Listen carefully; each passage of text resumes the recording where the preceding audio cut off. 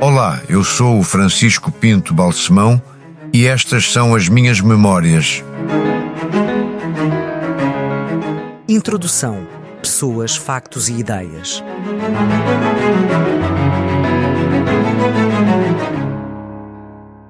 Numa entrevista à RTP, em 10 de fevereiro de 1983, anunciei: um dia hei de escrever as minhas memórias. É o que, 38 anos depois, tento fazer com a publicação deste livro. Isto de escrever as memórias é um desafio consumidor. Primeiro, porque a minha memória nunca foi grande coisa e só funciona bem para coisas inúteis. Tenho, por exemplo, uma capacidade incrível de fixar números de telefone. Ainda me lembro dos números do tio João 660455 ou da tia Dita 662756 ou da tia Baby 661179, etc. Mas infelizmente nunca fui capaz de decorar um soneto de Camões ou um poema de Alberto Queiro, ao contrário de várias pessoas que conheço ou conheci, como a Tita, minha mulher, que sabe de cor trechos gigantescos de Lorca, ou o André Gonçalves Pereira, que até discursos de Jean Monnet reproduzia e que passava noites inteiras no Algarve a disputar com o António Monsaraz qual dos dois conseguia debitar mais poemas de diferentes origens. Tenho, em contrapartida, alguma memória musical. Infelizmente, não sei ler uma pauta, mas sou capaz de tirar ao piano várias melodias de composições ligeiras e até de leitmotifs de clássicos e de procurar as harmonias adequadas para a mão esquerda. Além disso, toco bateria razoavelmente, sobretudo para acompanhar jazz.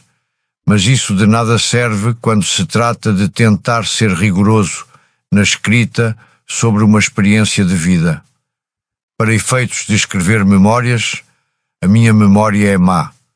Para datas, mas também para pormenores, nomes, locais. Acresce que, como todos sabemos, o jogo da memória é, em si, perigoso e complicado. É propício à batota.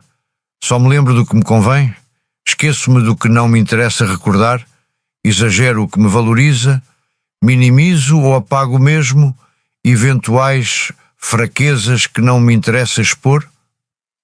Diziam-me muitas vezes os meus pais, tentando subir o nível das conversas que tínhamos à mesa, que os medíocres falam de pessoas, os sofríveis comentam factos e os bons debatem ideias.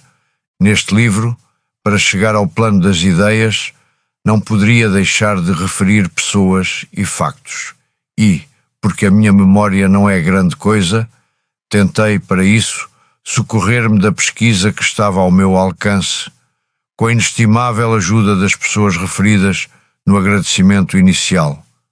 Quanto às ideias, num sentido lato, essas são minhas ou são por mim adotadas e adaptadas e constituem o fio condutor e a razão de ser principal de me ter abalançado a escrever o que se segue. Assim, por exemplo, ao desenvolver o que considero relevante da minha longa passagem pela vida política ativa, referirei pessoas marcantes com quem contactei, como Francisco Sá Carneiro, José Pedro Pinto Leite, Mário Soares, António Ramalho Yanes e muitos outros, o que se aplica também à esfera internacional de João Paulo II a Ronald Reagan. E relatarei factos, como a criação do PSD, a revisão constitucional de 1982 ou a minha saída do governo. Mas procurarei também deixar escrito o meu contributo sobre o que penso ser possível melhorar no funcionamento da democracia em Portugal. A mesma metodologia será utilizada acerca de outras matérias, sejam elas a Europa, as relações com os países de língua portuguesa, o conflito entre liberdade e segurança ou o papel dos mídia na sociedade da pós-verdade. No fundo, e por outras palavras, trata-se de aplicar a teoria dos 3 patamares de Neil Postman, que tantas vezes tenho citado em conferências, passar do patamar da informação, tão sólida e credível quanto possível, para o do conhecimento, que faz as interligações e a sistematização do que resulta do primeiro, para tentar chegar ao 3º patamar, o da sabedoria, onde se procura tirar conclusões e fornecer pistas numa tentativa modesta, no meu caso, de interpretação histórica e de criação cultural. Cumprirei, quanto possível, um dos úteis conselhos que Clara Ferreira Alves me deu quando, num almoço no pub, lhe disse que estava a tentar escrever as minhas memórias. Deve seguir a ordem cronológica. Começa-se pelo nascimento e vai-se andando até chegar ao presente. Claro que, indisciplinado como sou, vou cometer várias infrações a esta regra e meter-me por derivas das quais procurarei regressar são e salvo à narrativa cronológica. Mas penso que os leitores compreenderão e me desculparão, até porque este livro não pretende ter o rigor histórico de uma autobiografia onde tudo tem de estar incluído e comprovado.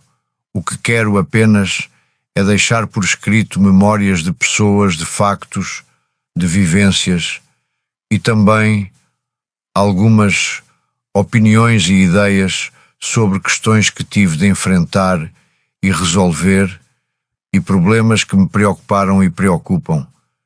Dito isto, mãos à obra, que a introdução já vai longa e talvez demasiado defensiva.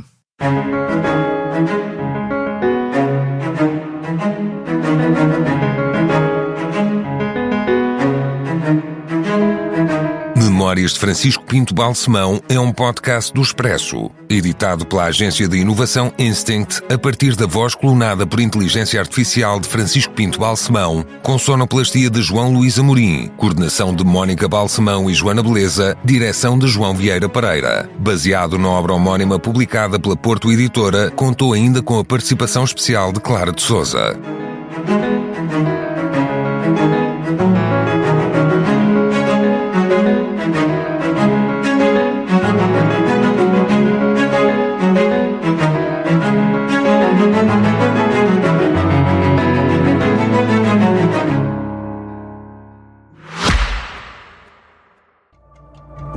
Na Volkswagen levamos a segurança ao pormenor.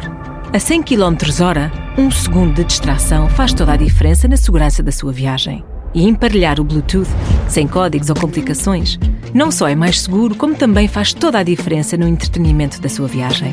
Por isso, é que num Volkswagen basta dizer: "Olá, Aida, onde está o Bluetooth?"